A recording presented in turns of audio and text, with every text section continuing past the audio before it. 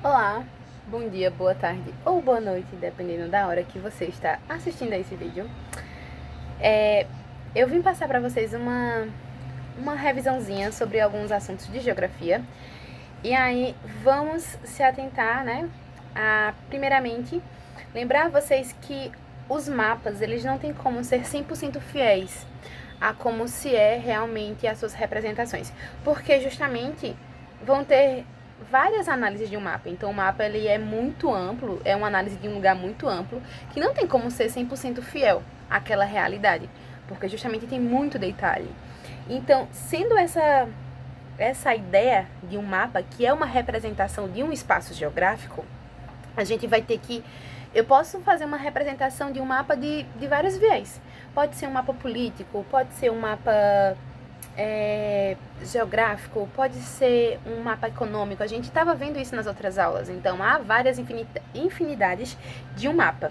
E aí, outro ponto que a gente vai ter também, há várias formas de fazer uma representação de um local. Então, a gente vai ter, por exemplo, o croquis.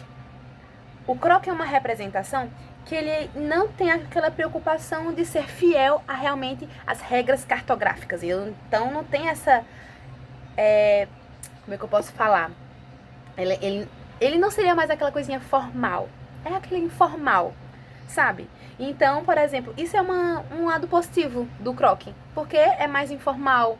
Eu não tenho que estar seguindo regras. Então, meu Deus, eu tenho que me preocupar porque eu esqueci alguma regra aqui. Não. É de boa. E aí, justamente, é muito comum que esses croquis eles estejam atrás de um panfleto, por exemplo, para dizer, olha, você chega aqui dessa forma. Então, eu pegar um papel, sei lá, peguei esse papel aqui, agora eu vou fazer um desenho aqui de como chegar num local. Faço um desenho assim, aleatório. E beleza, minha casa é aqui, aí você segue essa rua, aí vai ter um mercadinho. É uma coisa meio assim, cadê? Dá pra ver? Ó, tá vendo? Que é uma coisa bem sem regras, sem uma preocupação, sabe? É uma coisa rápida. Toma aqui esse desenho de como chegar à minha casa. Então, mostrando aqui pra vocês, utilizando o livro, tá? Didático. Ó, é uma representação. Você olha assim e fica tipo, meu Deus. Mas aí o bom que é um elemento de um mapa. A legenda pode ajudar bastante você a entender os elementos. Então a legenda, ó, nunca esqueçam, de elementos de um mapa, a gente tem a legenda que é maravilhosa, a gente consegue entender tudo com legenda. Ó, já fazendo um parêntese aqui e passando pra vocês, quais são os elementos de um mapa? Legenda, título, orientação, né, que é a bússola, que no caso é a Rosa dos Ventos. A gente tem para aqueles mapas que são de meio digital, a fonte. Onde foi que eu consegui aquele mapa? Então, tem esses os elementos de um mapa, tá? Fechando parênteses e voltando às formas de representação, tá? Então, dei pra vocês a ideia de um croquis. E vamos ter a maquete. A maquete, ela é uma representação tridimensional. Então, é largura, altura e profundidade. Então, eu vou analisar aquele local. E aí, justamente, é essa representação aqui. A câmera não vai focar tão bem, mas é isso. Estou mostrando aqui visualmente pra vocês. E vamos ter uma planta também. A planta, ela é já mais para poder a gente notar uma representação de um local específico. Então, por exemplo, a representação de um espaço como uma casa, um prédio. Então, a planta, ela é mais isso. E com uma visão de vista de cima. Então, de cima para baixo, a gente vai ter uma noção de como é aquele ambiente. E aí, aqui, ó, a representação, tá? Então aqui, ó, eu tô vendo a garagem, eu tô vendo a sala, tô vendo os quartos. Então essa representação de imóveis, em sua maioria, tá? E aí vamos ter também, por último, o bloco diagrama, que esse aqui a gente consegue notar justamente a diferença de um bloco diagrama para uma maquete, é que justamente esse bloco diagrama a gente vai conseguir ver melhor as representações de relevo. Então eu consigo dar uma olhadinha aqui, ó. Como é que é o relevo dessa região? Como é, então, que essas representações que eu estou fazendo, também tridimensionais, então, com largura, altura, profundidade. Então, como é que essa representação desse espaço geográfico, a partir, por exemplo, para uma atividade agrícola, para implementação de uma indústria. Então, eu consigo notar esses pontos que são acabando deixados de lado, no que é uma maquete, tá? E aí, saindo desse meio, e indo agora para as projeções cartográficas. Minha gente, como eu falei pra vocês no começo do vídeo, a projeção cartográfica ela é bastante ligada justamente a que a gente não consegue pegar um local, um espaço e ser fiel 100% como é que é. Então a gente... Eita. Então a gente não consegue ser fiel ao original. E por isso vai acabar tendo alguns tipos de imperfeições, vai tendo algum tipo de modificação, tá? E aí justamente essas distorções que vão acontecer é porque a gente vai pegar um hemisfério que vai ser redondo, um hemisfério circular, e vai tentar projetar ele em um hemisfério plano, em uma representação plana. Então a gente tem isso das projeções cartográficas. É a gente pegar o círculo, que... Aqui, ó, pronto, vamos lá. Não vai ser a melhor das representações, mas foi uma coisa mais circular que eu encontrei aqui na minha frente. Essa luzinha, né? Pronto. Então, vamos supor que isso aqui seja a Terra da gente. A gente sabe que a Terra realmente ela não é dessa proporção, porque a Terra é geóide, mas enfim. Um espaço geóide, né? Um espaço circular. Como é que eu vou pegar esse espaço aqui e vou fazer uma representação plana aqui?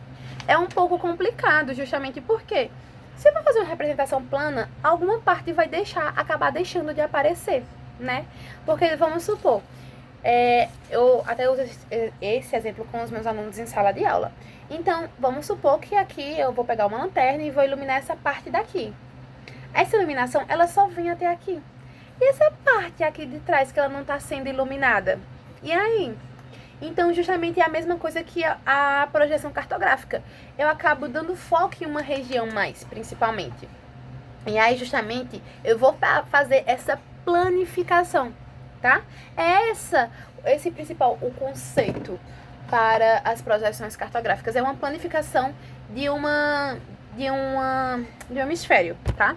E aí eu posso ter uma projeção cônica, cilíndrica e uma projeção chamada de plana, polar ou azimutal.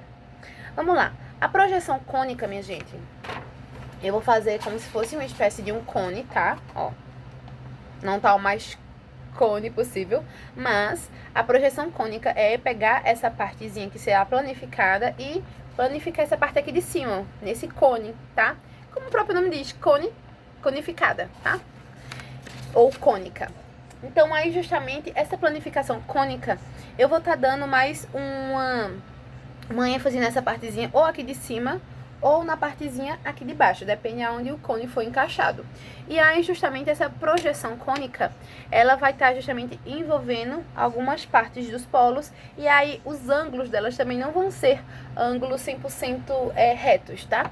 Vão ser ângulos um pouco mais inclinados, que é o que a gente vai ter nessa imagem aqui, ó.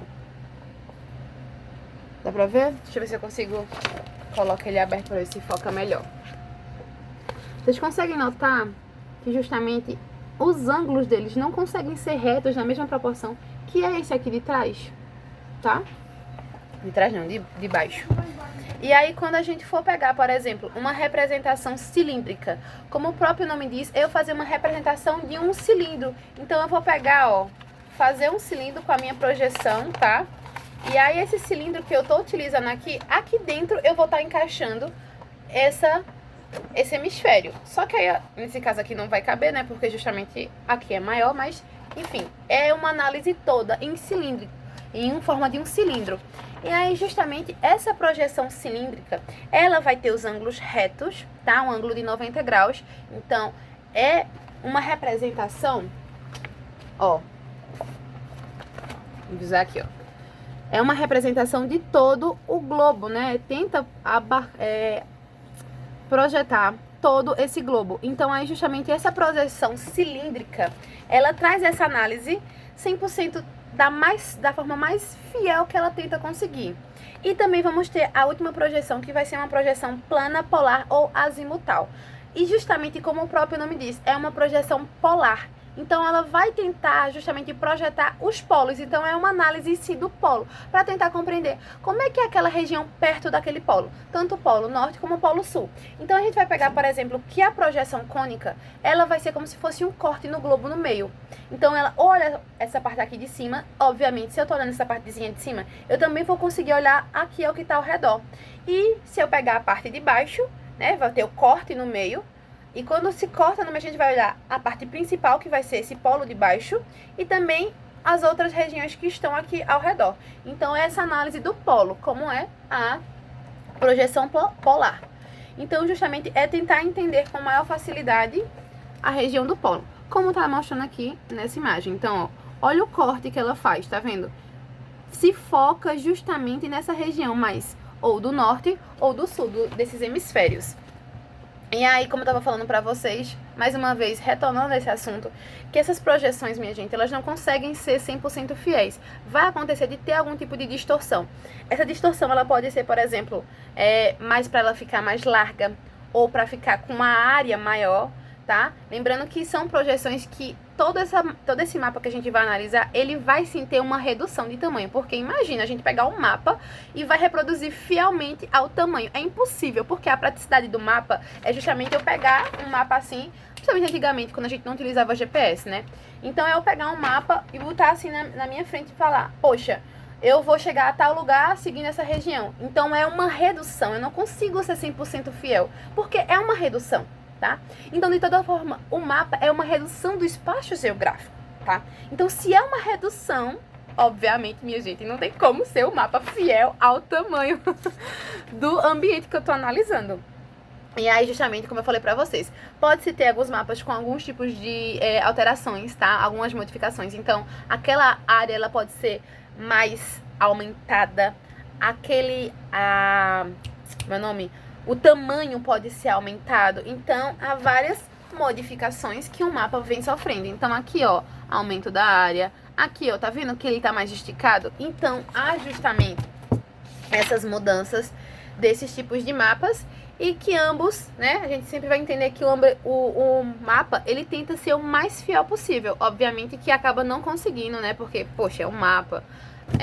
Vai deixar de, né, algumas coisas de fora. Porque justamente o mapa, ele vai... Quanto maior a área analisada, menos rico em detalhes ele vai ser, tá? E eu acho que é isso. Se faltar alguma coisa, eu comento com vocês em sala de aula, eu faço outro vídeo. Mas, no geral, é isso. Se tiver dúvidas, perguntem.